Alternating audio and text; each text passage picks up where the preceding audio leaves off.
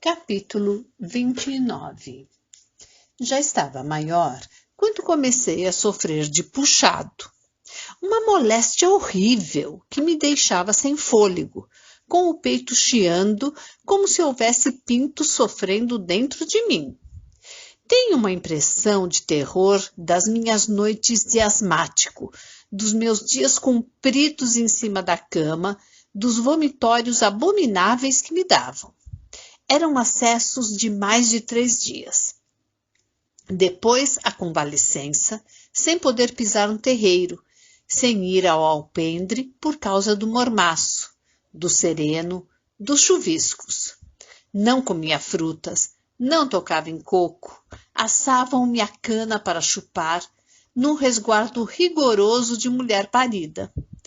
Mandavam ao meu quarto para brincar comigo os moleques menores, mas eles se enjoavam daquela companhia de enfermo e me deixavam sozinho, me abandonavam. E sozinho começava a vencer o tempo com as minhas cismas de menino. Os primos tinham chegado do colégio, mudados nos primeiros dias. Menino só endireita no colégio. Era como todo mundo julgava essa cura milagrosa. Com pouco mais, voltaram a ser os mesmos diabos de antigamente. O engenho estava moendo. Do meu quarto, ouvi o barulho da moenda quebrando cana, a gritaria dos cambiteiros, a cantiga dos carros que vinham dos partidos. A fumaça cheirosa do mel entrava-me de janela adentro. O engenho todo na alegria rural da moagem. E o diabo daquele puxado tomando-me a respiração, deixando-me sem ar e com gosto amargo na boca. Olhava para as réstias que as telhas de vidro espalhavam pelo quarto. Elas iam fugindo devagarinho, até subirem pelas paredes, redondas ou ovais, e, enfim, desapareciam, quando não havia mais sol no telheiro. Às vezes vinham de cima, como uma flecha, e se enfincavam num canto. Eu tinha visto esse jato de luz nas estampas do santuário. Diziam que era o Espírito Santo entrando em Nossa Senhora. O menino Jesus havia saído dessa réstia de sol vinda do céu. Jesus viera do céu, mas os outros meninos não seriam como ele. Eram os homens que faziam os meninos. Tudo igual ao que a gente via nos cercados. O meu avô passava no meu quarto para me ver. Não tinha febre, dizia, e ia-se embora. A febre para ele era o grande mal, e o seu grande remédio, as lavagens. As moléstias do engenho tinham o seu diagnóstico e a sua medicina certa. Sarampo, bexiga doida, papeira, sangue novo. Saindo dali era febre. O velho José Paulino tratava de tudo. Fazia sinapismos de mostarda, dava banhos quentes, óleo de rícino, jacarateá para vermes. Curava assim os negros, os netos, os trabalhadores e lancetava furúnculos. Uma vez, um carro de boi passara por cima do pé de um carreiro, esmigalhando o dedo. O meu avô cortou a tesoura aquele pedaço de carne pendurada, botou tintura de jucá na ferida e amarrou com tiras de camisa velha o pé do Chico Targino. Para o meu puxado, prescreviam vomitórios de cebola sessém. A minha tia Maria ficava comigo enquanto eu me extenuava nos vômitos desesperados. O puxado, porém, só passava no seu tempo. Piava no peito até quando bem quisesse. As noites pareciam-me uma eternidade. Ficava acordado na ânsia miserável do acesso, horas seguidas, de olhos fechados, com meu medo de escuro. Depois via a madrugada entrando pelas telhas vãs do quarto e ouvia os passos do meu avô andando pela calçada para o seu banho frio das 4 horas. O rumor do curral, O apito do engenho chamando o povo para o trabalho me pareciam uma novidade de todos os dias. Mais tarde, os pássaros cantavam as suas matinas no gameleiro. Essas noites de puxado envelheciam a minha meninice, mas obrigavam os meus olhos cansados da escuridão a esperarem extasiados as madrugadas. Quando o sol se abria, chegavam as réstias no meu quarto. Havia mesmo uma em cima de minha cama, bem redonda, junto dos meus travesseiros. Botava as mãos para lhe sentir a quentura e via as nuvens passando por ela, às carreiras ou devagar. Devagarinho, lá iam deixando meu leito de doente. Faziam apenas uma visita ao enfermo e já estavam com a metade pela barra da cama e caíam no chão, onde iam se arrastar o dia inteiro. Eu entretinha o meu puxado com esse cinema, em que o sol e as nuvens faziam-se de artistas. Capítulo 30. O quarto do meu tio Juca vivia trancado de chave o dia inteiro. Ali só entrava a negra que lhe fazia limpeza e mudava as roupas da cama. Mas quando aos domingos descansava na sua grande rede do Ceará, de varandas arrastando no chão, eu ia ter com ele. O meu tio me punha ao seu lado, fazia brincadeiras comigo. Era o único sobrinho com quem se dava de intimidade. Ele tinha muita coisa para me mostrar. Os seus álbuns de fotografias, os seus livros de muitas gravuras, o malho que assinava, cheio de gente de cara virada pelo avesso. Li as histórias todas do malho, com retratos dos políticos e com um Zé Povo que tinha resposta para tudo. Ali na bula, me dizia, quando eu tocava por acaso num pacote embrulhado em cima da cômoda. Num dia em que ele me deixou sozinho, corri sôfrego para o objeto da proibição. Uma coleção de mulheres nuas, de postais em todas as posições da obscenidade. Não sei para que meu tio guardava aquela nojenta exposição de porcarias. Sempre que sucedia ficar sem ele no quarto, era para os portais imundos que me botava. Sentia uma atração irresistível por aquelas figuras descaradas de meu tio Juca. Uma vez em que ele demorou mais tempo, por não sei onde, entretive-me com as gravuras muito tempo. O meu tio pegou-me de surpresa com o pacote na mão. Botou-me para fora do seu quarto. Eu não era digno da sua intimidade, dos segredos da sua alcova.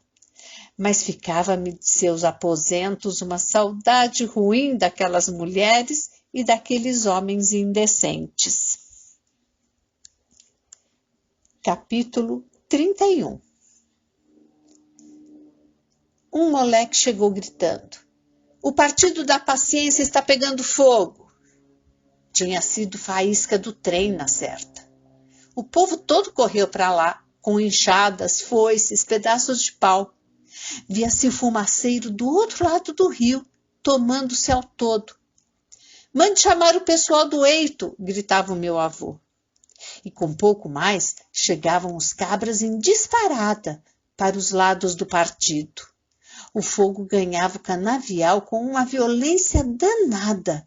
As folhas da cana estalavam como taboca queimando. Parecia tiroteio de verdade. "Corta o fogo no riacho do meio!" Era o único jeito de atalhar o incêndio para salvar o resto do partido. Meter a enxada e a foice no riacho que cortava o canavial, abrindo aceiros de lado a lado.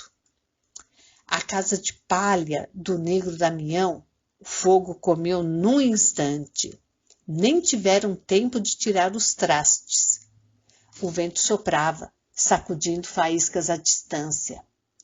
1000 línguas de fogo devoravam as canas maduras, com uma fome canina. E o vento insuflando este apetite diabólico com um sopro que não parava. Mas os cabras do eito estavam ali para conter aquela fúria, e o meu tio Juca no meio deles. As enxadas tiniam no maçapê, as foices cantavam nas touceiras de cana, abrindo os aceiros para esbarrar a carreira das chamas. E davam no fogo com galhos de mato verde, gritando como se estivessem numa batalha corpo a corpo. Ficávamos de longe, vendo e ouvindo as manobras e o rumor do combate. Os meus olhos choravam com a fumaça e o cheiro de mel de cana queimada recendia no ar. Descia a gente das caatingas para um adjutório. E com o escurecer, o fogo era mais vermelho. Agora as chamas subiam mais para o alto, porque o vento abrandava. Os cabras pisavam por cima das brasas, chamuscavam os cabelos, nessa luta braço a braço com um inimigo que não se rendia. Olha a casa de Zé Passarinho pegando fogo! Zé Guedes correu para dentro das chamas e voltou com a velha Naninha, entrevada, nos braços, sacudindo-a no chão como um saco de açúcar. Ataca o fogo! Gritava meu tio, de panavoeiro na mão. O meu tio Juca crescia para mim, nesse arranco de coragem com seus cabras. Estava metido com eles no mesmo perigo e no mesmo aperreio. Vinham chegando moradores de Maravalha e de Taipu. Eram para mais de 500 homens que enfrentavam um inimigo desesperado. Não passaria mais do riacho, porque todo ele estava tomado de aceiros, e gente com galhos nas mãos para esperar o avanço. O vento abandonara o aliado no campo da luta, e só se via gente de pé queimado, de cara tisnada, de olhos vermelhos, de roupas em tiras. Zé Guedes com os peitos em chaga viva, e o pretume do canavial fumaçando. É preciso deixar gente nos aceiros a noite toda. No engenho, o meu avô botava jucá nos feridos. A destilação se abria para uma bicada. A boca de fogo podia fazer mal. E o eito esperava por eles de manhãzinha. Capítulo 32. Estavam na limpa do partido da várzea, o eito bem pertinho do engenho. Da calçada da Casa Grande, viam-se no meio do canavial aquelas cabeças de chapéu de palha velho subindo e descendo no ritmo do manejo da enxada. Uns 80 homens, comandados pelo feitor José Felizmino, de cacete na mão, reparando no serviço deles. Pegava com o sol das 6 até a boca da noite. Às vezes eu ficava por lá, entretido com o bate-boca dos cabras. Trabalhavam conversando, bulindo uns com os outros, os mais moços com pabulagem de mulheres, outros bem calados, olhando para o chão, tirando sua tarefa com a cara fechada. Assim, poucos. Os demais raspavam a junça dos partidos, contando histórias e soltando ditos. Deixa de conversa, gente, gritava seu José Felizmino. Bota para diante de serviço. Com pouquinho o coronel está aqui gritando. E a enxada tinia no barro duro e eles espalhando com os pés o mato que ficava atrás. O sol espelhava nas costas nuas. Corria suor em bica dos lombos encharcados. Manuel Riachão puxava o eito na frente, como diziam baliza. Era o mais ligeiro. De cabeça enterrada, a enxada nas suas mãos raspava como uma máquina a terra que aparecesse na frente. Sempre na dianteira, deixando na bagagem os companheiros. O moleque Zé Passarinho remanchando, o último do eito. Não havia grito que animasse aquele preguiça alcoolizada. Também ganhava 2 cruzados. Davam-lhe a mesma diária das mulheres na apanha do algodão. Tira a peia da canela, moleque safado. O diabo não anda. E ele atrás, na maciota, com os pés roliços de bicho e o corpo rebentando em moléstias do mundo. Paravam às 10 horas para o almoço de farinha seca com bacalhau. Comiam na marmita de Flandres, lambendo os beiços como se estivessem em banquetes, e deitavam-se por debaixo dos pés de Joá, esticando o corpo no repouso dos 15 minutos. De alguns, as mulheres traziam a comida num pano sujo, a carne de Ceará assada com farofa fria. Pegavam no pesado outra vez até às 6 da tarde. O meu avô vinha olhar a canalha do trabalho forçado. O que está fazendo essa gente, seu José Felizmino? 80 pessoas e o partido no mato? Nem eito de mulher. Não se importavam com a gritaria do velho. Aquilo era de todos os dias, fizessem eles muito ou fizessem pouco. Só tinha boca o coronel José Paulino. Chamava nomes a todos, descompunha-os como a malfeitores, mas não havia um ali que não lhe estivesse com dias adiantados no livro de apontamentos. Cachorrinhos com barriga partindo de magros acompanhavam seus donos para a servidão. Rondavam pelos cajueiros, perseguindo os preás. Porém, não pisavam no terreiro da Casa Grande. Os cachorros gordos do engenho não davam trégua aos seus infelizes irmãos da pobreza. João Rouco vinha com 3 filhos para o eito. A mulher e os meninos ficavam em casa, no roçado. Com mais de 70 anos, aguentava o repuxo todo, como o filho mais novo. A boca já estava murcha, sem dentes, e os braços rijos e as pernas duras. Não havia rojão para o velho caboclo do meu avô. Não era subserviente como os outros. Respondia aos gritos do coronel José Paulino, gritando também. Talvez porque fossem da mesma idade e tivessem em pequeno brincado juntos. Cabra malcriado! E quando precisava de gente boa para um serviço pesado, lá ia o recado para João Rouco. O velho Pinheiro não prestava para nada. Roubava como boi ladrão, vivia de enredadas no engenho. E os filhos, a mesma cambada. Quando vinha ao eito, passava o tempo se queixando de dores. Botavam-no então para os serviços maneiros. Ouvia os desaforos do feitor com a cara mais limpa do mundo. E os seus vizinhos não criavam galinhas, porque ele era mesmo que raposa com fome. Também, para os cabras do eito, não valia nada. João Rouco respeitavam-no de verdade. Tratavam-no do seu João. E para ele não vinham com brincadeiras. Nós mesmos, os meninos da Casa Grande, as negras da cozinha, os moleques do engenho, punhamos o velho João Rouco numa categoria diferente. Em tempos de emergência, o eito se avolumava com os foreiros e os lavradores. Desciam para um adjutório ao senhor de engenho. Para mais de 200 enxadas se espalhavam pelos canaviais. Os foreiros e os lavradores, os pequenos burgueses do engenho, desciam de suas ordens para este contato ombro a ombro com os párias, e não recebiam nada pelo dia que davam. Queriam, assim, fugir da indignidade do eito, trabalhando de graça. Quando havia ajuntamento destes, para nós, meninos, era um espetáculo.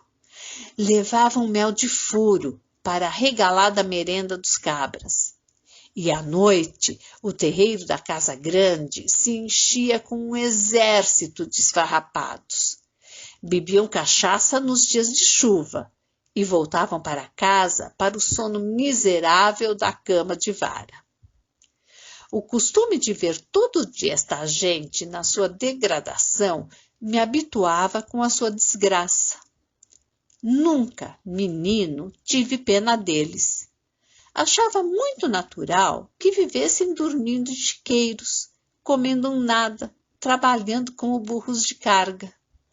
A minha compreensão da vida fazia-me ver nisto uma obra de Deus. Eles nasceram assim porque Deus quisera. E porque Deus quisera, nós éramos brancos e mandávamos neles. Mandávamos também nos bois, nos burros, nos matos. Capítulo 33. O meu avô costumava à noite, depois da ceia, conversar para a mesa toda calada.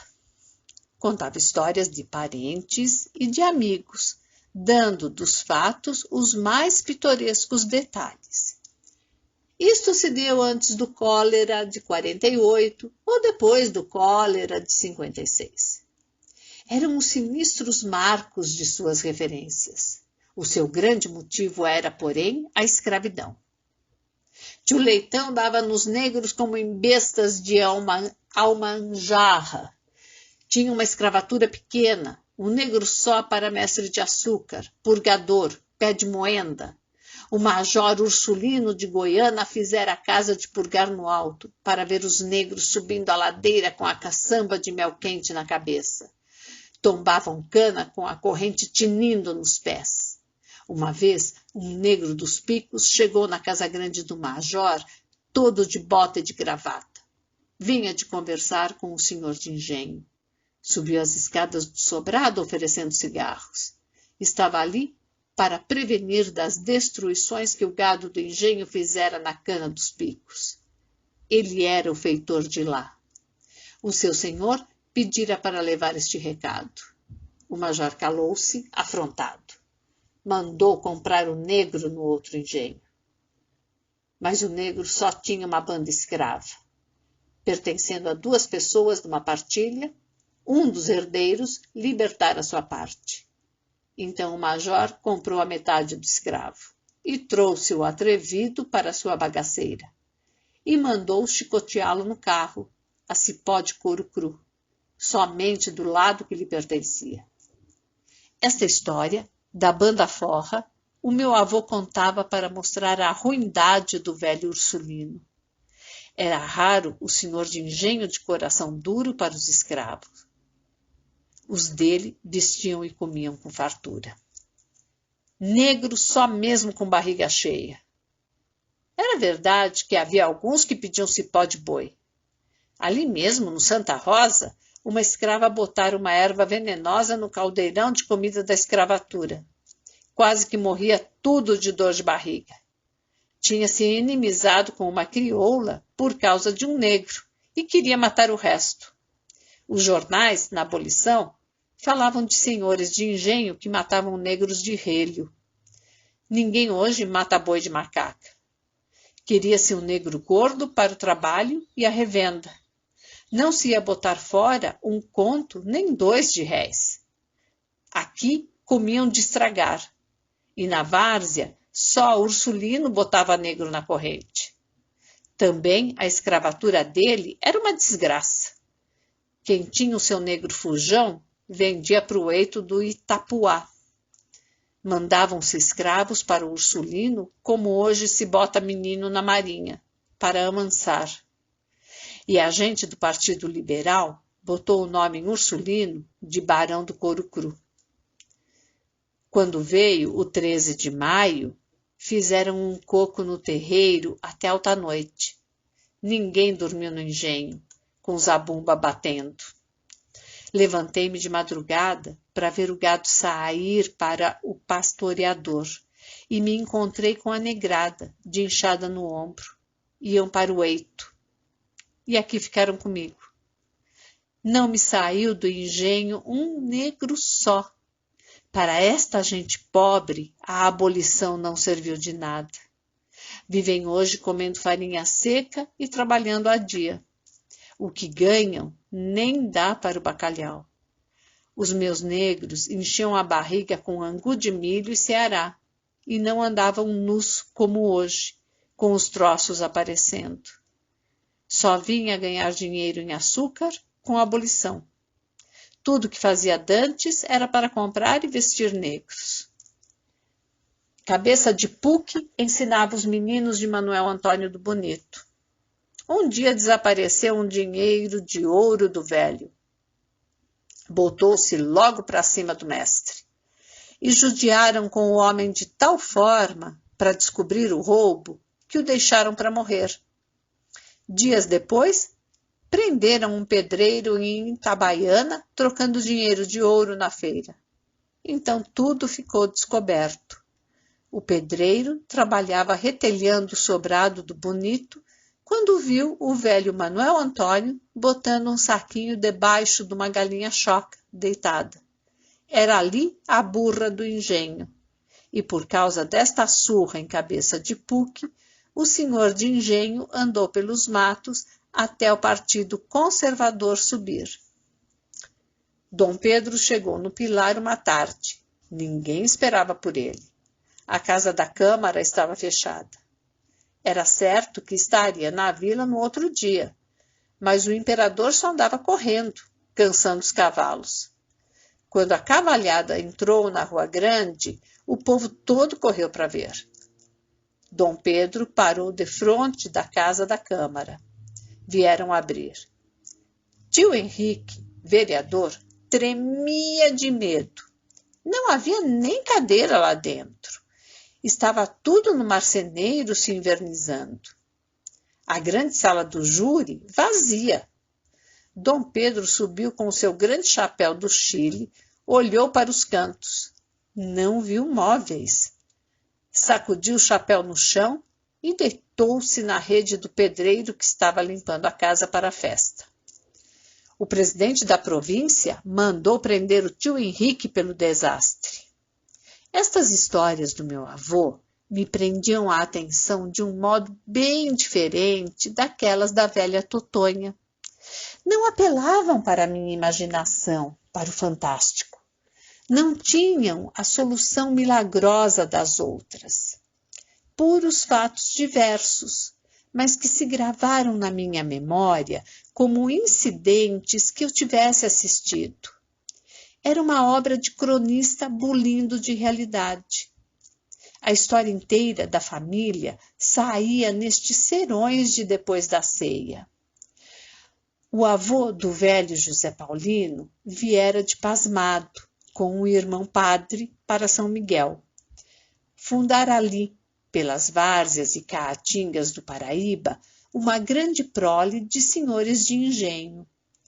Espalhara sangue de branco por entre os caboclos daquelas redondezas. Por isto, a gente do Taipu falava de branquidade com a boca cheia. Hoje em dia está tudo virando camumbembe, dizia o meu avô. Este negócio de família já não é dote para a moça casar. Ele tinha o orgulho da casta, a única vaidade daquele santo que plantava a cana.